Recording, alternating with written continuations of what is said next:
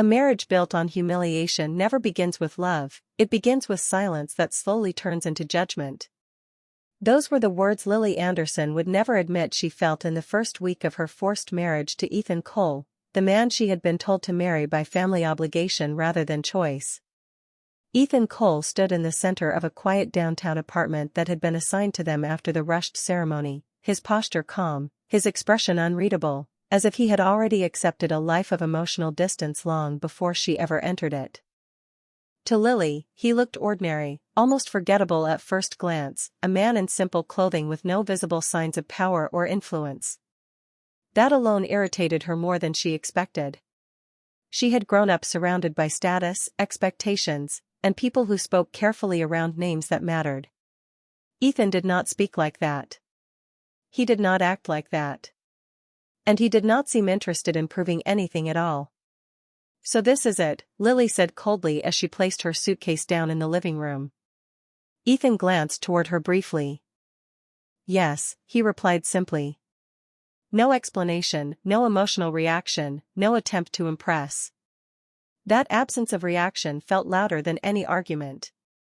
The apartment itself was modest but clean, located in a respectable part of the city but far from luxury. Lily walked slowly through the space, noticing the absence of anything that reflected wealth or ambition. No expensive art, no visible signs of luxury, nothing that suggested a life beyond routine. She turned back to him. You really are just like this? She asked, unable to hide the judgment in her tone. Ethan looked at her without offense. Like what? A pause followed. Lily hesitated, realizing how direct her words would sound if she said them aloud. Forget it, she muttered instead. Over the next days, the pattern began to form. Lily treated Ethan as if he were an inconvenience rather than a partner in a shared life. She spoke to him with emotional distance, sometimes openly dismissive, often assuming he lacked ambition or importance simply because he did not present himself with authority. Ethan, however, never reacted in the way she expected. He did not argue. He did not defend himself. He simply continued living with quiet consistency, maintaining routines that seemed ordinary but structured. He left early in the morning without explanation and returned at predictable hours, never elaborating on where he had been. That silence slowly began to irritate Lily more than any confrontation ever could. One evening, during a small gathering arranged by her family, Lily introduced Ethan with minimal enthusiasm. This is my husband, she said flatly to a group of acquaintances. One of them glanced at Ethan, offering a polite but distant greeting. Ethan responded calmly, without attempting to elevate his presence. Yet something subtle happened during the evening. A senior guest, someone known for business influence, briefly paused when Ethan entered the room and greeted him with unexpected respect. The moment passed quickly, but Lily noticed it. Later, she confronted him quietly as they left. Do you know that man? She asked. Ethan glanced at her. We have met before, he said simply. Where? She pressed. He did not answer immediately, and that hesitation lingered in her mind longer than it should have. It was the first crack in the assumption she had built about him. That night, after Ethan went to another room, Lily stood alone in the living space, replaying small details she had ignored, the way certain people paused when speaking to him, the way he never seemed surprised by attention when it accidentally appeared, the way his calmness felt less like passivity and more like control. For the first time, she wondered if she had misunderstood the man she had been forced to marry. And somewhere deep in the quiet structure of their arranged life, the first shadow of truth began to form, though neither of them yet understood how far it would go. The silence inside the apartment became more noticeable in the days that followed, as Ethan Cole and Lily Anderson continued living under the same roof without ever truly stepping into the same emotional space. What had begun as an arranged marriage now functioned like two parallel lives sharing a confined structure, each moving around the other without collision, yet never truly connecting. Ethan maintained his routine with quiet discipline. He left early each morning, returned at consistent hours, and never disrupted the fragile balance of the space they shared. Lily, however, found herself increasingly aware of his absence of reaction to her presence. It was not indifference in the way she expected from someone careless or dismissive. It was something more controlled, something that made her feel as though her opinions, her judgments, and even her provocations were landing in a place that refused to echo back. One morning, as she prepared to leave for an appointment, she noticed Ethan already sitting at the small dining table, reading something quietly while drinking coffee. The scene itself was ordinary, but what unsettled her was the calm precision in his posture. There was no urgency in him, no visible sign of pressure or dependence. "You never ask where I am going," Lily said abruptly, breaking the silence. Ethan looked up briefly. "Do you want me to?" he asked calmly. The question caught her off guard. She hesitated, then frowned slightly. Most husbands would. Ethan returned his attention to his reading. "Then most husbands are probably different from me." The response was simple, but it carried an unexpected weight that lingered after she left the apartment. Later that week, Lily attended a small private networking dinner hosted by one of her family's associates. Ethan was not expected to accompany her, and she did not invite him. In fact, she rarely did. At the event, conversations flowed easily among guests who were accustomed to status and recognition. Yet during the evening, Lily noticed something unusual. A senior executive from a major financial group briefly acknowledged Ethan when he arrived to pick her up afterward. The man's tone shifted subtly, carrying a level of respect that did not match Ethan's apparent appearance. Lily observed this interaction carefully but said nothing at the time. Instead, she remained silent on the drive home, watching Ethan from the passenger seat as he drove with steady focus. "Do you know a lot of people in business?" she finally asked. Ethan kept his eyes on the road. "Some," he replied. "How?" she pressed. There was a brief pause before he answered. "Through work." That answer should have been enough, but it was not. It lacked detail, yet it did not feel evasive. It felt deliberately minimal. When they arrived home, Lily remained standing in the living room after Ethan went to another part of the apartment. Her thoughts circled around small inconsistencies she had begun to notice but had previously dismissed. People who reacted to him differently than expected. Moments of recognition that did not align with his supposed simplicity. The absence of financial struggle in the way he carried himself, despite outward appearances suggesting otherwise. That night, she opened a laptop and began searching quietly, starting with his full name. At first, the results were ordinary and unremarkable. But as she refined her search, patterns began to emerge that did not match the version of Ethan she thought she knew. Companies, mentions, indirect references, and financial connections appeared in fragmented pieces, none of them confirming anything outright, yet none of them fitting the idea of a simple man either. She closed the laptop suddenly, unsettled by the direction her thoughts were taking. In the other room, Ethan sat alone, unaware of her growing suspicion. For the first time since their forced marriage began, Lily no longer felt certain that the man she had been dismissing was exactly who he appeared to be. And that uncertainty, once planted, began to quietly reshape the foundation of everything she thought she understood about him. The distance between Ethan Cole and Lily Anderson began to change in ways that neither of them had openly acknowledged. The structure of their daily life remained the same on the surface, but subtle emotional shifts were forming beneath it, shaped by unanswered questions and unspoken observations. Lily found herself paying closer attention to Ethan's routines, not out of affection, but out of curiosity that she could no longer fully suppress. Every detail that once seemed insignificant now appeared to carry potential meaning. The way he left the apartment without urgency, the way he returned without exhaustion, and the way people occasionally reacted to him with unfamiliar respect began to form a pattern she could not easily ignore. Ethan, on the other hand, continued his life with the same controlled consistency. He did not alter his behavior, nor did he attempt to explain himself beyond what was necessary. To him, the situation had always been clear: he was living a life that required stability, not explanation. Lily's growing suspicion did not change his routine, but it did introduce a quiet awareness that he could feel even if it was never directly expressed. One afternoon, Lily received an unexpected message from a former university contact who worked in financial research. The message was casual at first, referencing a name she had mentioned in passing during a conversation weeks earlier. That name was Ethan Cole.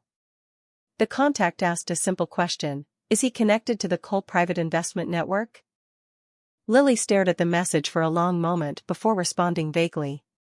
Her curiosity deepened rather than resolved. That evening, she returned home earlier than usual and found Ethan in the kitchen preparing a simple meal. The scene was ordinary, yet her perception of it had shifted. She watched him for a moment before speaking. "Have you ever worked in investment or finance?" she asked directly. Ethan paused briefly, then responded without turning around. "Not in the way you are thinking." The answer was neither confirmation nor denial, but it carried enough ambiguity to intensify her uncertainty. Lily stepped closer. "Then what way am I thinking?" she pressed. Ethan finally turned to face her. His expression remained calm, unguarded but unreadable. "The way that requires explanation," he said simply. The conversation ended there, but Lily did not let it go. That night, she revisited her earlier search, this time using more specific terms and connections she had gathered. The results were fragmented, but increasingly difficult to dismiss.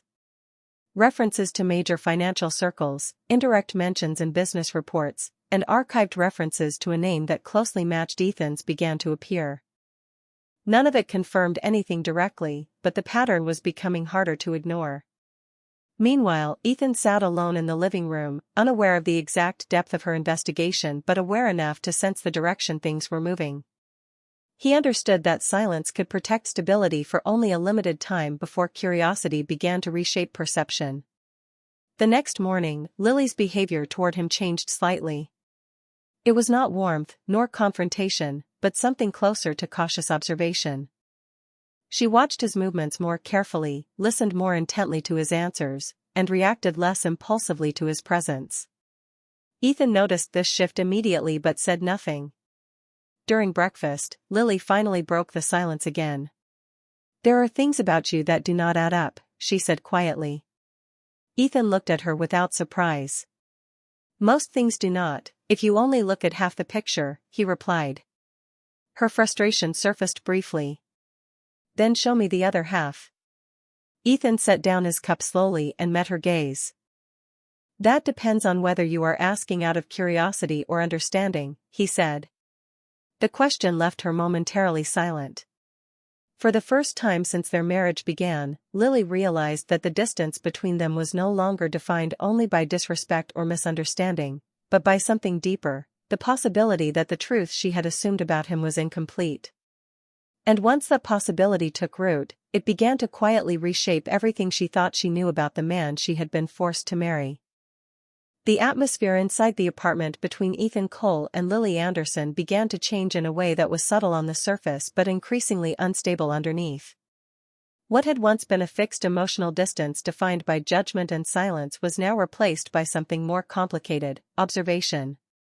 Lily no longer looked at Ethan with simple dismissal. Instead, she watched him as if trying to decode a language she had previously refused to learn. Every small action he took now carried potential meaning in her mind. The way he prepared meals without hesitation, the way he left and returned without explanation, and the way he responded to questions without emotional excess all began to form a pattern she could not easily categorize. Ethan, for his part, maintained the same steady behavior he had always shown. He did not react to her increased attention, nor did he attempt to correct her assumptions.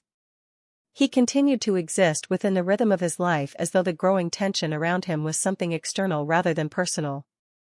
One afternoon, Lily returned home earlier than usual and found Ethan standing near the window, speaking quietly on a phone call. His tone was calm but precise, and although she could not hear the full conversation, the formality in his voice felt different from anything she had previously witnessed. When he noticed her presence, he ended the call without explanation. Lily paused, then stepped further into the room. "You always say you work in simple places," she said carefully. Ethan looked at her without immediate response. "I do," he answered after a moment. Her eyes narrowed slightly. Then why do people speak to you like you matter in places that are not simple at all? The question hung in the air longer than she intended. Ethan turned away briefly, placing his phone down on the table before replying. People speak in many ways, he said. It does not always reflect truth. Sometimes it reflects assumption. That answer did not satisfy her, but it also did not give her anything concrete to challenge. Later that evening, Lily received another message from her financial contact. This time, it included a partial document reference tied to a legacy investment structure linked to the Cole name. The information was incomplete, but the implication was clear enough to deepen her uncertainty. She stared at the screen for several minutes before closing it without responding. Meanwhile, Ethan sat alone in another room reviewing a simple document on his tablet. His expression remained unchanged, but there was a quiet awareness in his posture, as though he understood that the space between truth and discovery was narrowing. The next morning, Lily's behavior shifted again. She no longer made casual remarks or dismissive comments. Instead, she observed more carefully, asking questions that were less emotional and more precise. If someone had significant business influence, she asked during breakfast, would they ever intentionally hide it? Ethan looked up briefly. It depends on what they are trying to protect, he replied. Her gaze tightened. And what would someone like that protect? Ethan paused for a moment before answering. Their life before the influence, he said calmly. That response stayed with her longer than she expected. It introduced a possibility she had not fully considered, that the version of Ethan she had judged so easily might not be the full story, but only a surface layer designed for reasons she did not yet understand. As the day continued, Lily found herself replaying every interaction they had shared since the beginning of their marriage. What once seemed like ordinary indifference now appeared more like intentional restraint. And with each passing hour, the distance between what she believed and what she could prove began to narrow in a way that left her increasingly unsettled. Ethan, meanwhile, continued his routine without change, but he was no longer unaware of her attention. He simply chose not to interrupt the process she had already begun. And in that quiet imbalance, the foundation of their relationship shifted once again, moving closer to a truth that neither of them had fully stepped into yet.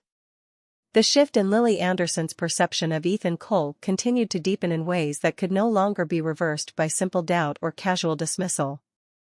What had begun as suspicion had now evolved into a persistent mental pattern of observation, where every interaction with him carried a hidden question beneath it. She no longer viewed his silence as emptiness, but as something potentially deliberate, something constructed with intent rather than absence. Ethan, however, remained unchanged in behavior. He continued his daily rhythm with the same calm structure, leaving early in the morning, returning without explanation, and engaging with the world around him in a way that revealed nothing beyond what was necessary. The contrast between his consistency and her growing uncertainty created an emotional imbalance within the shared space they occupied. One evening, Lily returned home after meeting a former associate who had quietly confirmed that the name Ethan Cole appeared in contexts far beyond ordinary employment or simple business activity. The information was still fragmented, but it was enough to prevent her from dismissing her suspicions entirely. When she entered the apartment, Ethan was already there, sitting at the dining table reviewing a document on a tablet. The domestic silence between them felt heavier than before, not because of tension, but because of accumulated questions that had not been spoken aloud. Lily stopped near the doorway for a moment before speaking. I met someone today who mentioned your name, she said carefully. Ethan did not look up immediately. That happens sometimes, he replied calmly. Her eyes narrowed slightly. They did not mention it casually, she said. They mentioned it like it mattered. Ethan set the tablet down slowly and turned his attention toward her. Names matter in different ways to different people, he said. The answer was steady, but it did not resolve anything. Instead, it reinforced the sense that every response he gave was intentionally minimal, designed not to reveal more than necessary. Lily stepped further into the room. Why does it feel like I am the only one who does not understand what is going on? She asked. Ethan regarded her for a long moment before answering. Understanding requires context, he said. Context takes time. That evening, Lily could not settle her thoughts. She returned to her research again, this time focusing not on direct results, but on indirect connections, corporate filings, historical mentions, and financial advisory structures tied to the Cole name. The deeper she looked, the more fragmented confirmations she found, none of them explicit, yet none of them dismissible. Meanwhile, Ethan remained in another room, unaware of the exact details of her search but fully aware that her curiosity had reached a stage where silence alone would no longer maintain stability. The following morning, Lily approached him with a different tone, less emotional and more controlled. If someone were connected to large-scale financial systems, she asked, would there be public records that do not clearly identify them? Ethan looked at her with quiet attention. There are always layers to visibility, he replied. Some are intentional. Some are protective. Her expression tightened slightly. Protective of what? She pressed. Ethan paused before answering. Of everything that changes when people know too much too quickly, he said. The answer lingered in the space between them longer than any argument could have. For the first time, Lily did not immediately reject his words. Instead, she processed them as part of a growing structure of uncertainty that no longer felt accidental. Later that day, she received another message from her financial contact. This time, it contained a reference to a restricted private investment network associated with Legacy Capital Holdings. The name attached to the structure matched Ethan's surname in a way that could not be easily ignored. She closed the message without replying, her thoughts no longer focused on whether something was hidden, but on how large the hidden structure might actually be. That night, as Ethan sat alone reviewing another document in silence, Lily watched him from a distance within the apartment, no longer certain whether she was living beside an ordinary man or standing at the edge of a truth that had simply not revealed itself yet. And in that uncertainty, the boundary between misunderstanding and revelation grew thinner with every passing hour.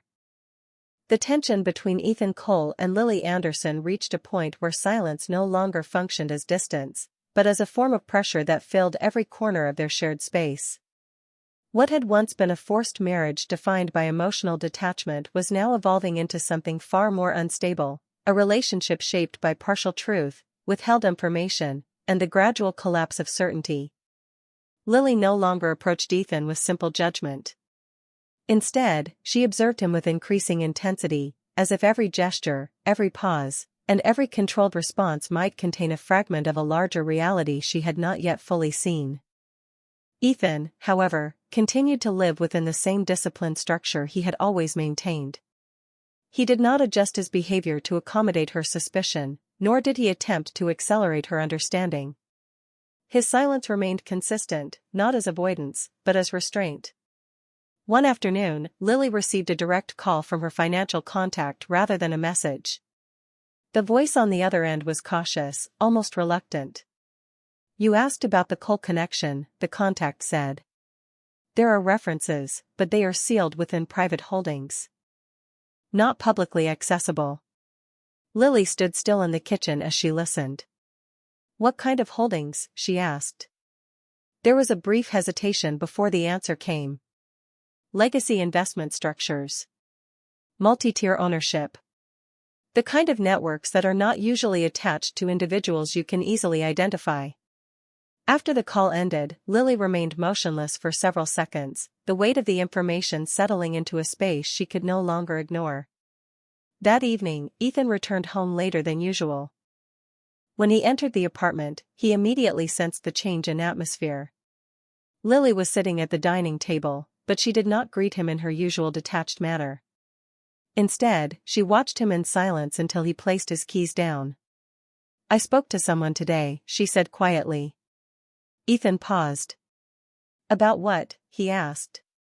Her gaze remained steady. About your name. The room became still. Ethan did not react outwardly, but his attention sharpened slightly. And what did they say? He asked calmly. Lily leaned forward slightly. They said your name is connected to something that is not supposed to be traceable, she replied. Ethan exhaled slowly, as if acknowledging the direction the conversation had already taken. Connections exist in many forms, he said. Not all of them are meant to be visible to everyone. Lily's voice lowered. That is not an answer. Ethan looked at her directly now. It is the only honest one I can give without changing everything at once. That statement lingered in the air longer than either of them expected. For Lily, it confirmed what she had been sensing but could not yet fully prove, that Ethan was not simply withholding information, but living within a structure of identity that operated on a level she had not previously understood. After he left the room, Lily remained seated, no longer focused on proving whether he was hiding something, but on understanding why someone would choose silence so carefully. Meanwhile, Ethan stood alone near the window in another part of the apartment, his expression unchanged but thoughtful. He was aware that the boundary between concealment and revelation was no longer sustainable in its current form. The more Lily uncovered, the less control remained over how the truth would eventually surface. And as the night deepened around them, both of them unknowingly approached the same turning point from different directions, one driven by discovery, the other by the quiet inevitability of exposure. The revelation process surrounding Ethan Cole had now reached a stage where silence no longer functioned as protection, but instead became a form of tension that reshaped every interaction between him and Lily Anderson. What had begun as an arranged marriage built on emotional distance had evolved into a psychological imbalance where one person knew too little and the other knew too much, yet neither could fully step outside the structure they were in. Lily was no longer merely suspicious, she was actively reconstructing the reality of the man she had underestimated.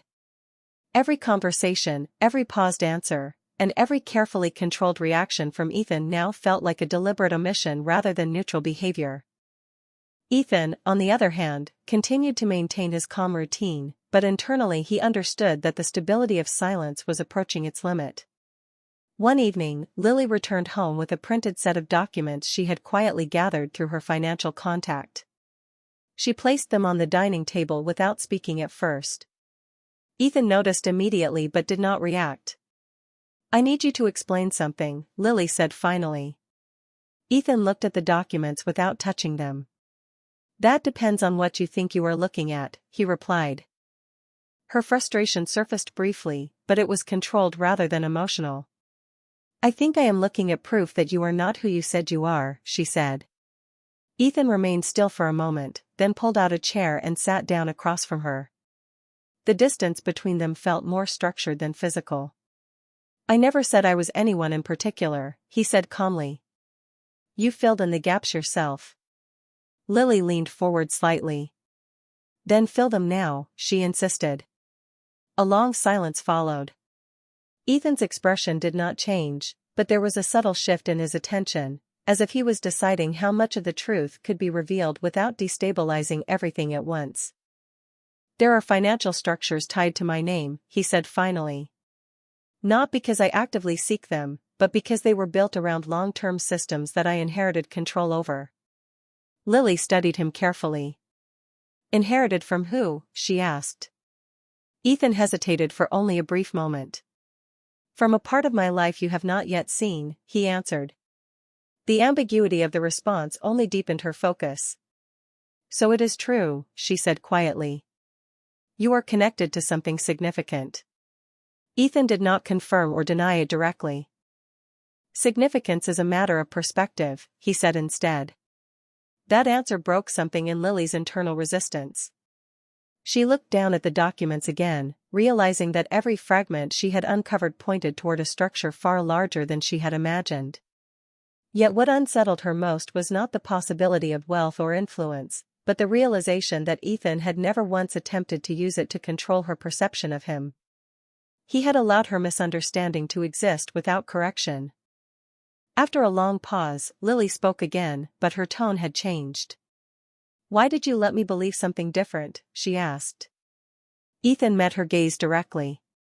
Because belief built without pressure reveals intent more clearly than explanation ever could, he said. The silence that followed was no longer comfortable, but it was no longer purely hostile either. It was something more uncertain, something transitional. Later that night, Lily remained awake long after Ethan had left the room. The documents lay on the table, but she no longer needed them to confirm what she already understood. The man she had been judging was not simply hiding wealth or identity, but operating within a structure of truth she had not been prepared to see.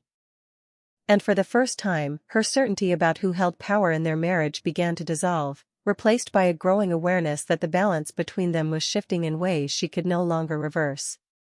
The balance of control between Ethan Cole and Lily Anderson continued to shift in ways that neither of them could fully stabilize, as truth once introduced into a controlled environment never remains contained for long. What had begun as emotional distance inside a forced marriage had now evolved into a slow dismantling of assumptions, where every interaction carried new weight and every silence felt increasingly intentional. Lily was no longer searching for simple confirmation of suspicion. She was now trying to understand the structure behind the man she had lived beside, a structure that did not fit within the boundaries of the identity she had constructed for him. Ethan, meanwhile, continued to operate with consistent restraint, but he could feel the shift in dynamic more clearly with each passing day. Lily no longer spoke to him with dismissal or irritation. Instead, her tone had become measured, cautious, and analytical, as if every sentence she formed was part of a larger reconstruction process. One evening, Lily entered the apartment holding a final compiled report from her financial contact. She did not immediately place it on the table. Instead, she stood across from Ethan, studying him in silence for a moment that felt heavier than previous confrontations. "I finished reviewing everything," she said quietly. Ethan looked up from where he was seated. "And what conclusion did you reach?" he asked. Lily hesitated, not because she lacked an answer, but because she was no longer certain how to frame it. "That your name is connected to assets and structures far beyond what I can trace through normal channels," she said carefully. Ethan nodded slightly, as if acknowledging something already understood. "That is accurate in part," he replied. Her eyes narrowed. "In part," she repeated. Ethan leaned back slightly, maintaining calm composure. "What you have found are outcomes, not origins," he said. The distinction unsettled her more than she expected. She stepped closer to the table. "Then explain the origin," she insisted. A long pause followed. Ethan's expression remained steady, but there was a clear awareness that the moment they were approaching could not be avoided indefinitely. "The origin is not a single event," he said finally. "It is a structure built over time, with responsibilities that extend beyond personal choice." Lily studied him carefully, trying to detect hesitation or manipulation, but found none. "So you are saying you are involved in something that existed before you chose to reveal it," she said. Ethan corrected her gently. "I am saying it existed in a form that does not require constant visibility to function." That answer left her quiet for several seconds. The implications were no longer abstract. They were forming a framework that redefined everything she thought she understood about him. Lily lowered herself into a chair across from him, no longer standing in confrontation but in evaluation. "If what you are saying is true," she said slowly, "then everything I assumed about your position, your limitations, and your life here is wrong." Ethan did not respond immediately. Instead, he observed her carefully, as if assessing not her intelligence, but her readiness. "Assumption is not failure," he said at last. "It is the starting point of correction." Her frustration did not rise this time. It settled into something more complex. "Then why not correct it sooner?" she asked. Ethan's gaze remained steady. "Because correction only holds value when it is accepted without force," he replied. The silence that followed was no longer filled with hostility or suspicion. It was filled with recognition that the structure of their relationship had permanently changed. Lily looked down at the documents in front of her, then back at Ethan, no longer seeing him as a simple figure placed into her life by obligation. Instead, she was beginning to see him as someone whose identity operated on layers she had not yet fully accessed. And in that realization, the final barrier between misunderstanding and truth began to dissolve, setting the stage for a revelation that could no longer remain hidden much longer. The final turning point in the relationship between Ethan Cole and Lily Anderson did not arrive as a dramatic explosion, but as a quiet structural collapse of everything Lily had previously believed about control, identity, and truth. The more she uncovered, the less stable her original assumptions became, until the version of Ethan she had constructed in her mind no longer matched any version that could reasonably exist. That evening, the apartment felt different before either of them spoke. It was not tension in the traditional sense, but recognition that something irreversible had already begun. Lily sat across from Ethan at the dining table, the compiled documents placed neatly in front of her, no longer treated as evidence to be challenged, but as fragments of a larger reality she could no longer deny. Ethan remained calm, as he always had, but there was a noticeable shift in his presence, not in behavior, but in openness, as if he had reached the point where continued concealment no longer served any purpose. Lily finally broke the silence. "Everything I have reviewed leads to the same conclusion," she said quietly. Ethan looked at her without interruption. "And what conclusion is that?" he asked. She hesitated, then spoke with careful precision. "That you are not simply connected to wealth or influence. You are part of a structure that defines both." The words hung in the air longer than either of them needed to acknowledge. Ethan did not correct her immediately. Instead, he exhaled slowly, as if confirming that the moment he had anticipated had finally arrived. "That is closer to accuracy than anything said before," he replied. Lily's hands tightened slightly on the edge of the table. "Why did you allow me to believe otherwise for so long?" she asked. Ethan met her gaze directly. "Because belief shaped without interference reveals intention more honestly than explanation ever could," he said. The answer no longer shocked her. Instead, it settled into understanding she was still learning how to process. For the first time, Lily did not challenge his response. She studied him instead, not as someone trying to win an argument, but as someone attempting to reconstruct the entire framework of a shared reality. "So what happens now?" she asked after a long pause. Ethan did not answer immediately. When he finally spoke, his tone remained calm but definitive. "Now, nothing about your life changes unless you choose for it to change," he said. That statement reframed everything.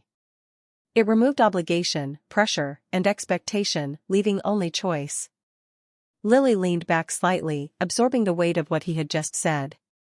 The idea that her entire perception had been based on incomplete understanding no longer felt like betrayal. It felt like exposure to a truth she had not been prepared to recognize. "I spent so much time trying to understand what you were hiding," she admitted quietly. Ethan nodded once. "And now you understand it was never about hiding," he replied. A long silence followed.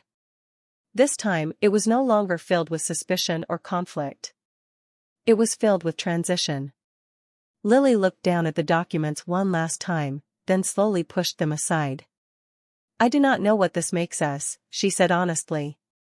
Ethan's expression remained steady, but not distant. "It makes us aware," he said. That answer did not resolve everything, but it marked the end of misunderstanding and the beginning of something neither of them had fully defined yet. Outside the apartment, the city continued moving without awareness of the shift that had just occurred inside. But within that quiet space, the identity of Ethan Cole was no longer a question, and Lily Anderson was no longer operating under illusion. What remained was not conclusion, but clarity, and the uncertain beginning of what would come after truth had finally been revealed.